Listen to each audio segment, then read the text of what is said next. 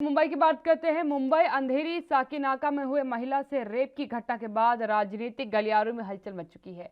आपको बता दें कि महज एक हफ्ते के अंदर महाराष्ट्र में 4 अलग अलग जगह महिला के साथ दुष्कर्म का मामला सामने आया है, जिसमें पहला पुणे से, दूसरा वसई से, तीसरा मुंबई, चौथा अमरावती और अब साकीनाका और पालघर सहित महाराष्ट्र में बलात्कार की 6 घटनाओं से हड़कंप मच चुका है।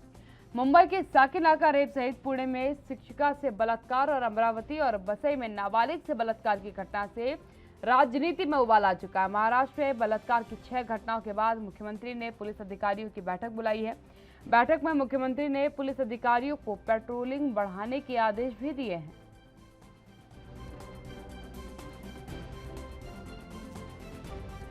तो आपको बता दें कि कल आपको घटना याद होगी किस तरीके से 2012 में जो दिल्ली में निर्भया कांड हुआ था, उसकी पुनरावृत्ति महाराष्ट्र में देखने मिली। मुंबई में साकीनाका में वही घटना देखने को मिली और उस पीड़िता की भी मौत हो चुकी है। 32 वर्ष उसकी आयु थी और यकीनन ये चिंता का विषय है कि 2012 में जिस घटना को लेकर के सड़कों पर कैंडल मार्च हुआ था, जिसको लेकर के 7.5 साल की, तकरीबन 7 साल 3 महीने की लड़ाई लड़ी गई और उस लड़ाई के बाद भी अगर स्थिति वही समान रूप से सामने आने वाली है तो ये एक चिंता का विषय है।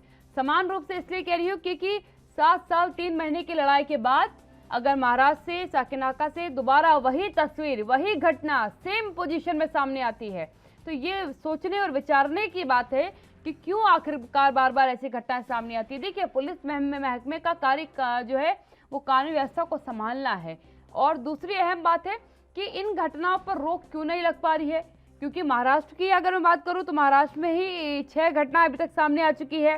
पुणे से मामला सामने आया है, वसई से मामला सामने आया है, मुंबई से, अमरावती से, साकीनाका से और पालघर से। ये मामले यकीनन चिंता में डालते हैं कि कैसे आखिरकार ये एकाएक जो है घटनाओं का अंबार लग गया।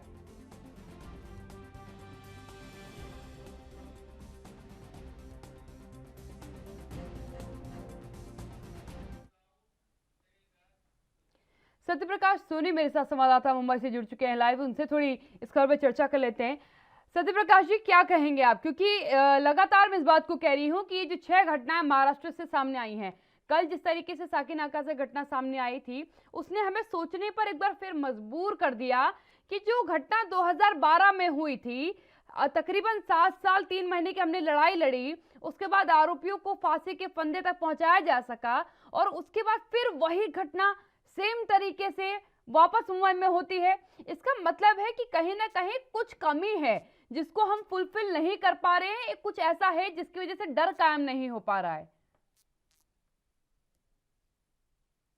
अंधेरी साकीनाका इलाके में यह घटना घटी और बेहद चौंकाने वाली, बेहद जिंदगी घटना है, क्योंकि इस घटना को लेकर न सिर्फ राजनीतिक गलियारों बल्कि आम जनता में भी कहीं कहीं अब जो है भरोसा उठ गया है, क्योंकि आम जनता भी चाहती है कि मुंबई सबसे बेहतरीन सुरक्षित मानी जाए, खासकर महिलाओं के लिए। ठीक उसी तरह से महाराष्ट्र के मुख्यमंत्री उद्धव ठाकरे ने भी कहा है कि महिलाओं के लिए सुरक्षित राज्य माना जाता है मुंबई, और इस तरह की चीजें अगर होती है तो कहीं कहीं राजनीतिक दबाव बनेगा और राजनीतिक में इसकी इंसानियत जाएगी, बेइज्जती होगी। लिहाजा मुंबई पुलिस को भी कड़े निर्देश दिए गए हैं कि इस पूरे मामले को लेकर तुरंत कार्रवाई किया जाए। लिहाजा 1 महीने के अंदर चार्जशीट दाखिल किया जाए, उसके बाद फास्ट ट्रैक पे जो है इस पूरी मामले को चलाया जाए, जिससे जल्द से जल्द आरोपी को सजा दी सके। हालांकि विपक्ष लगातार आरोपी को फांसी की मांग कर रहा है, इस तरह की बातें जो है सामने आई है। लेकिन एक बार फिर से बता दें कि महाराष्ट्र में महज एक हफ्ते में 6 बड़ी घटनाएं इस तरह की आई है, जो बेहद महाराष्ट्र सरकार और प्रशासन के लिए चिंता के विषय बनी हुई है।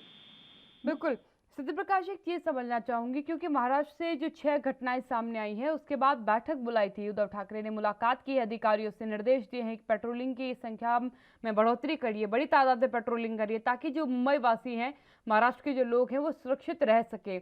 अधिकारियों की तरफ से क्या कुछ जवाब दिया गया, अब क्या कुछ तैयारियां जो है प्रशासन करेगा?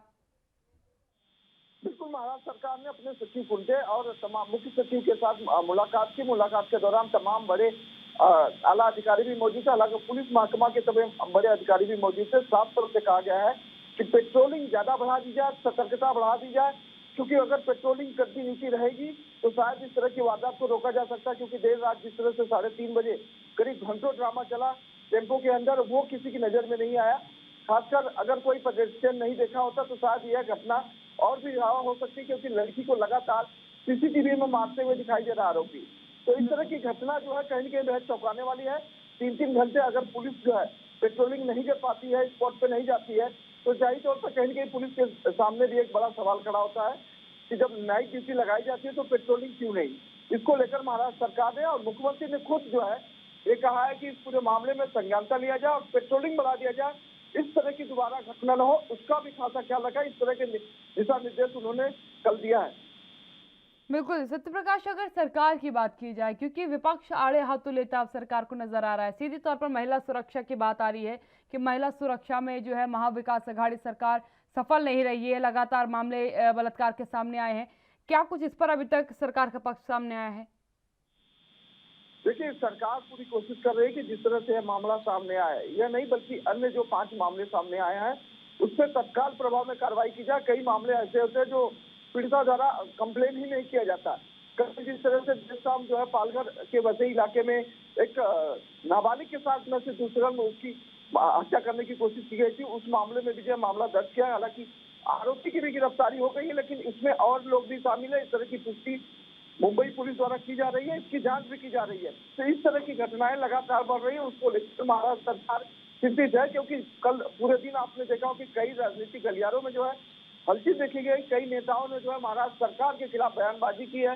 हालांकि सरकार से यह भी मांग की है कि महाराष्ट्र सरकार जब से आई है, यानी कि महाविकास सरकार जब से आई है महाराष्ट्र में, तब से इस घटनाओं में तेजी बढ़ोतरी होगी। खासकर महिला आयोग द्वारा भी कहा जा रहा है कि इस पूरे मामले में जल्द से जल्द स्पष्टीकरण होना चाहिए, जल्द से जल्द कार्रवाई होना चाहिए, अन्यथा महिला आयोग खुद जो है इस विषय की जांच करेगी।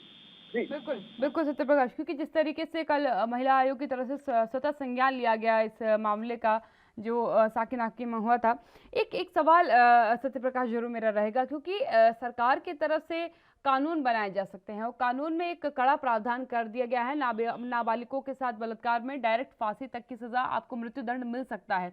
उसके बावजूद नाबालिगों के साथ दुष्कर्म की घटनाएं सामने आती हैं और रेप को लेकर के भी काफ़ी ज़्यादा जो है संगीन धाराएं अब कर दी गई हैं, उसमें सज़ा बढ़ा दी गई है और ज़्यादा उसको कड़ा कर दिया गया है। उसके बावजूद इन घटनाओं पर रोक क्यों नहीं लग पा रही है? देखिए क्या बची, जब महाराष्ट्र सरकार बनी थी उस वक्त महाराष्ट्र की सरकार के मुख्यमंत्री उद्धव ठाकरे ने कहा था कि महाराष्ट्र में सख्ती नामक कानून लाया गया, जिसमें बलात्कारियों के ऊपर कड़े से कड़े कानून लागू किए जाएंगे, कड़े से कड़े प्रतिबंध लगाए जाएंगे। लेकिन अब तक करीब 1.5 साल से ऊपर हो गया महाराष्ट्र सरकार ने इस कानून को नहीं लाया, जिसकी जिक्र जो है महिला आयोग भी कर रही थी और कई बड़े नेता भी कर रहे थे कि महाराष्ट्र सरकार ने जब वादा किया था कि बलात्कारियों को बख्शा नहीं जाएगा, बड़े कड़े से कानून लगाए जाएंगे, तो महाराष्ट्र सरकार ने आखिर क्यों नहीं किया? इस पर भी एक बड़ा सवाल खड़ा होता है। महिला सुरक्षीकरण के लिए हर सरकार, हर राज्य करती है, केंद्र सरकार भी करती है कि महिला सुरक्षा के लिए विशेष कायदे कानून बनाए जाएंगे, लेकिन उस पर भी अब तक अमल नहीं किया गया है। तो लिहाजा इस तरह की चीजें जब नहीं हो रही थी, जाहिर तौर पर अपराधियों के हौसले बुलंद होंगे और इस तरह की आपराधिक घटनाओं को अंजाम देते रहेंगे। देखिए, जिन राज्यों जिन देशों में इस तरह के कड़े कानून बनाए गए हैं, वहाँ पर इस तरह की घटनाएं बेहद ही कम होती है, क्योंकि लोगों के मन में एक डर बना रहता है, कानून व्यवस्था का डर रहता है। अगर कानून व्यवस्था ही सुदृढ़ नहीं रहेगी तो इस तरह की घटनाएं होती रहेंगी। हालांकि बाद में भले कानून ये कहे कि हम फांसी दे देंगे, हम ये कर देंगे, वो सारी चीजें बाद में होती है, लेकिन घटना होने से पहले क्यों नहीं इस पर ध्यान रखा जाता है, ये भी एक बड़ा सवाल होता है। यकीनन सत्यप्रकाश, अगर मैं आपसे अमरावती और वसई की थोड़ी जानकारी लूं, क्योंकि नाबालिग बच्चों के साथ बलात्कार का मामला वहां सामने आया था, उस मामले क्या कुछ अपडेट है? आरोपी क्या गिरफ्तार हो गए इस मामले में भी? जिस तरह से जघन्य अपराध किया गया था, 4 लोगों ने मिलकर उस बच्ची के साथ दुष्कर्म किया, उसके बाद उसको मारने की कोशिश की, हालांकि उसको फेंक दिया था, लेकिन आनंद फानंद में पुलिस ने मौके पर पहुंची उसको हिरासत में लेकर इलाज करवा रही है। इसी तरह साकी नाका की घटना के बाद जो है यह मामला सामने आया, जबकि यह मामला पुराना था।